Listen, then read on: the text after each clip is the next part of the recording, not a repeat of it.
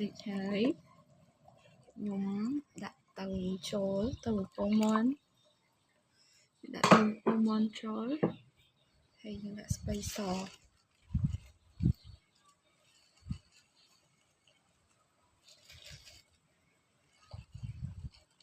ខ្មុំរៀងធំល្ងស់រៀងយូរដែរត្រង់តែវារៀងផុយហើយល្ងស់ឡើងទឹកល្អអស់លីងព្រោះវាចាញ់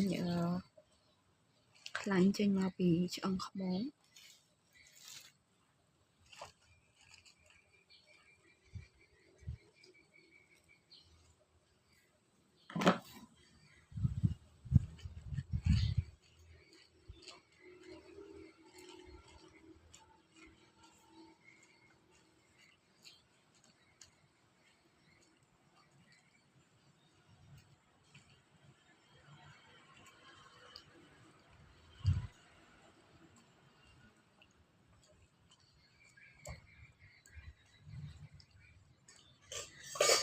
ហើយខ្ញុំក៏ដាក់ជីឆាយពីលើជីឆាយនៅផ្ទះខ្ញុំលាងដោយសារតែយើងខ្លាចមានដីតែយើងក៏បានកាត់វាដែរថ្ងៃខ្ញុំដាក់ប៉ុណ្ណឹងហើយចាំដល់ពេលវារៀងពុះចឹងទៅចាំយើងបិទ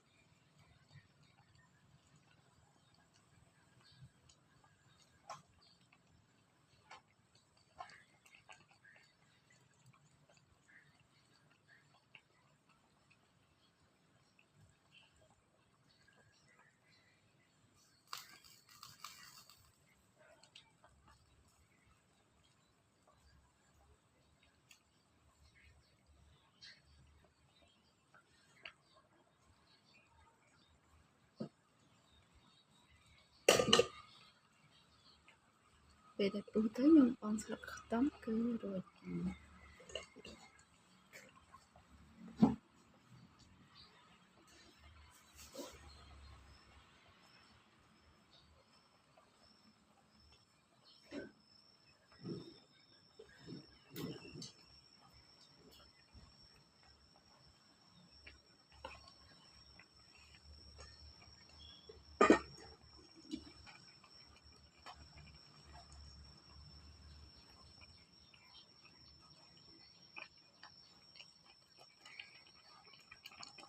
តែដងខ្ញុំគូសពងមាន់ដាក់តែថ្ងៃនេះអត់មានពងមាន់ចឹងតែយើងអត់បានគូសពងមាន់ដាក់ទេហើយបន្លែយើងក៏ឆ្អិនដែរ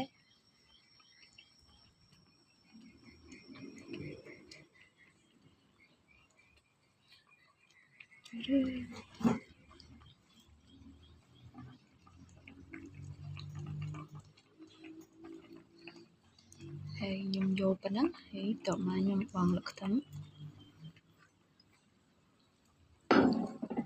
ខ្ញុំបិទភ្លើងវិញខ្ញុំយកប៉ុណ្ណឹងមុំណាកូន